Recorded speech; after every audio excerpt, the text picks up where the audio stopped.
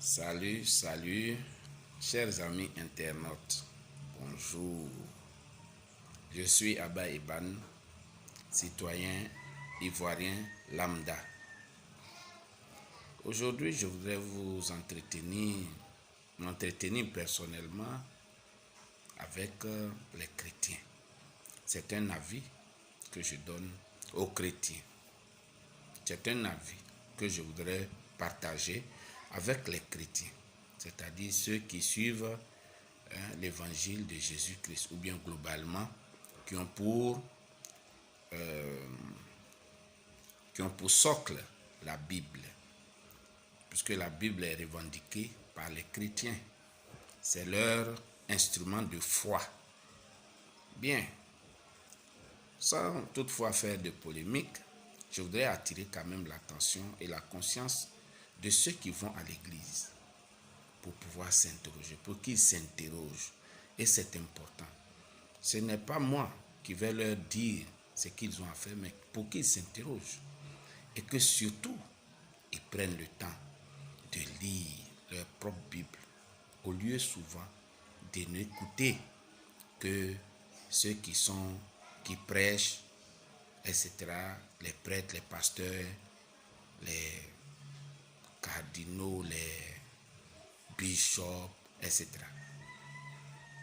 où on les considère comme étant détenteurs de la vérité biblique pour pouvoir s'exprimer et donner leur avis sur les sujets quotidiens de la vie de leurs concitoyens chrétiens. Ici, c'est une introspection à laquelle je veux inviter les chrétiens eux-mêmes, dont la foi est basée sur la Bible et qui disent suivre Jésus-Christ. Alors, depuis un certain temps sur la toile, j'ai constaté un certain Gédéon de la Tchétchouva qui très souvent fait des prêches dans les quartiers, etc., et qui est rediffusé sur YouTube. Je ne connais pas personnellement ce monsieur, je ne l'ai jamais rencontré. Je n'ai fait que suivre ses vidéos, regarder ses vidéos, comprendre ce qu'il veut enseigner. Et à la lumière des citations bibliques et des explications bibliques qu'il donne, me permettent quand même de m'interroger sur, ce qu'il dit, mais surtout sur ce que disent les autres, les chrétiens, dans leur pratique comme dans leurs paroles. Monsieur Gédéon dit qu'il est missionné, puisqu'il se fait appeler missionnaire, pour la restauration de l'évangile authentique de Jésus-Christ. Soit disant en passant que cet évangile-là a été perverti aujourd'hui, ou est perverti aujourd'hui par les chrétiens d'aujourd'hui. Ici, des exemples. Et c'est intéressant, à l'analyse, d'aller voir un peu plus près. Alors, pour aller un peu vite, ici des exemples. Comme par exemple la virginité de Marie, Vierge Marie, ainsi que les statues à l'effigie d'une certaine Marie portant un enfant que nous voyons un peu partout. Alors, il dit que Marie ne peut pas être vierge. D'où vient l'idée qu'on veuille installer dans l'esprit des gens que Marie est vierge, alors qu'elle ne l'est pas? Question. Marie n'est pas vierge. Parce que même si exceptionnellement on peut considérer que la conception de Jésus vient de l'exceptionnel, là encore on peut dire qu'elle est vierge, puisque la conception de Jésus s'est faite d'une manière particulière qui n'avait rien à voir avec la manière classique de l'enfantement, d'abord des rapports sexuels, ensuite de la grossesse et de l'enfantement. Mais là, on n'a pas entendu parler de rapports sexuels, mais elle s'est trouvée enceinte par l'effet du Saint-Esprit pour enfanter Jésus. Là, on peut considérer toujours qu'elle est vierge, n'ayant pas eu de rapport sexuel. Mais après Jésus, Marie a eu des enfants avec Joseph et donc des frères et sœurs de Jésus lui-même. D'où vient donc l'idée de penser et de toujours laisser traîner dans la pensée des gens que Marie est vierge? C'est pour embellir son image? Non. Qui vous dit qu'une vierge est meilleure qu'une femme qui a fait des enfants? Non. Voici un pan que Gédéon estime avoir été tronqué par l'histoire et par ce qui est dit dans la Bible. Nulle part il n'est parlé de Marie comme étant d'une vierge, si ce n'est pas dans ce que nous voyons aujourd'hui. Marie, aujourd'hui, a des statues partout. Mais l'Écriture dit que tout ce qu'on peut façonner à partir du vécu, du matériel, d'un bois, de la mode de terre, de l'acier, des choses, et qu'on en fait un objet, un être humain, du moins une forme humaine ou quoi que ce soit, et qu'on vénère, vient de Satan, donc est diabolique. Que disent les chrétiens sur ça? Ésaïe est clair là-dessus. Allez lire Ésaïe. D'où vient que les gens ont des statues de Jésus-Christ accrochées à gauche, à droite, et chaque jour, ils s'agenouillent en bas et ils prient. On a dit que Dieu est esprit, c'est ce que dit la Bible. Mais priez-le en esprit. Vous n'avez pas besoin d'image ou bien d'une représentation. Là encore, Gédéon dit, vous avez perverti les Écritures. Votre comportement n'est pas conforme à l'Écriture. Je m'adresse, comme je le dis, aux chrétiens, c'est-à-dire à ceux qui ont fondé leur foi sur l'Évangile, la Bible, pas aux chefs religieux qui, eux, prêchent, mais aux chrétiens, pour que dans leur âme et conscience, ils s'interrogent eux-mêmes si ce qu'ils font aujourd'hui est conforme à ce qui a été fait ou à ce qui est dit. Et Gédéon donne tellement d'exemples. Il y a tellement d'exemples qu'il donne sur le mariage, etc. Sur beaucoup d'éléments pour attirer notre attention, faire en sorte que nous ne nous perdions pas, du moins les chrétiens, que les chrétiens ne se perdent pas. Et que ce qui est important, c'est la parole telle qu'elle est écrite, authentique de la Bible, et non telle que nous voulons qu'elle soit aujourd'hui. Nos envies sont différentes.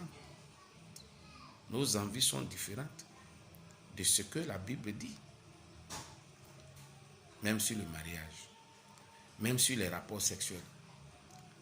Ce que nous entendons aujourd'hui dans l'Église n'a rien à voir avec ce qui est dit dans la Bible. En prenant pour exemple les exemples des disciples, des premiers chrétiens, et même dans l'Ancien Testament, les rapports que Dieu lui-même a eus avec un certain nombre de personnes, comme les Abraham, les Salomon, les David, les Enoch, même avec Noé et avec Adam. Tout ceci devrait nous instruire sur comment les choses sont vues, sous cet angle même de l'Ancien Testament et sous l'angle du Nouveau Testament à partir de Jésus-Christ. Donc, c'est un appel aux chrétiens. Voici un monsieur qui n'a pour argument et argumentaire que la Bible. Mais comment se fait-il que sur cette base qui est commune aux chrétiens, c'est-à-dire la Bible, il vous dit que ce que vous faites aujourd'hui est contraire. Et il n'y a personne qui n'a pu lui engager un débat sérieux avec lui. Personne. Un vrai débat de texte à texte, de compréhension à compréhension. Personne ne peut et n'a pu jusqu'à aujourd'hui lui apporter la contradiction. Il y a problème.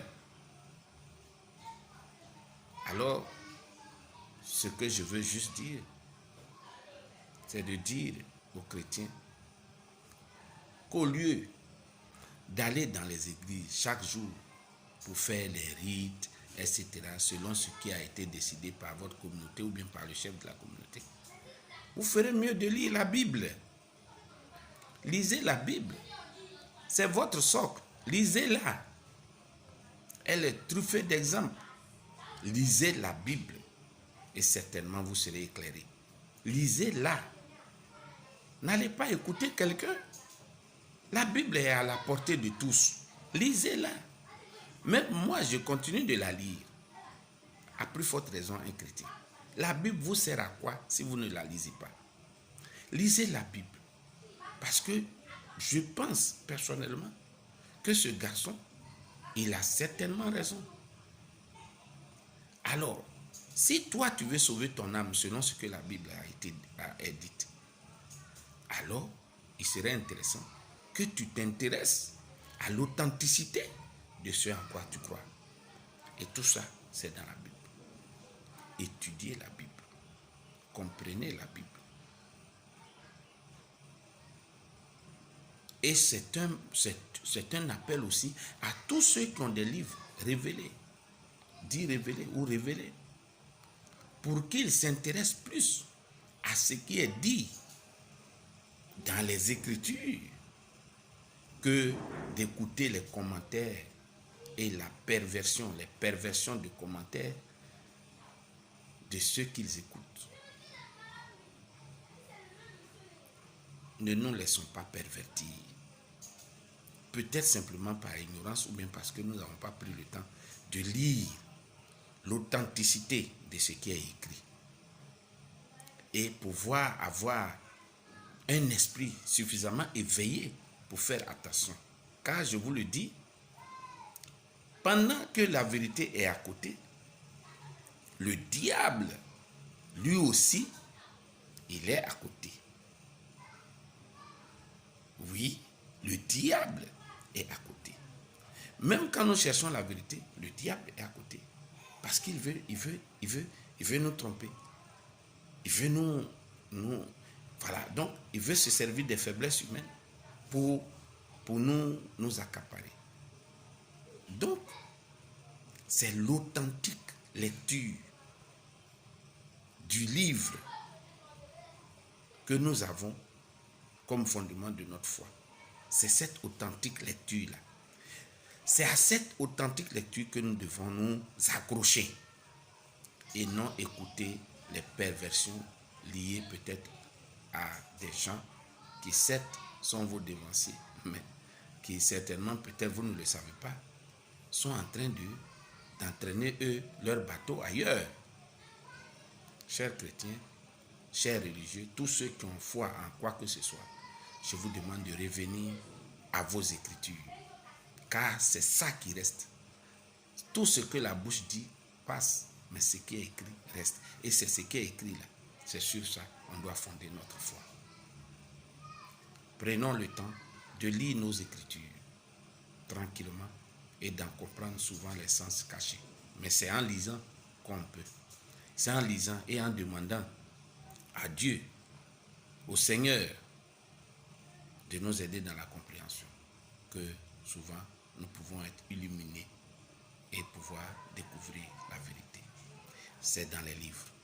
Chers amis chrétiens, je vous conjure de lire la Bible, de lire vos Écritures et de les comparer à ce que dit M. Gédéon de la Tchétchouva, que je salue au passage, pour cette forme d'intégrité.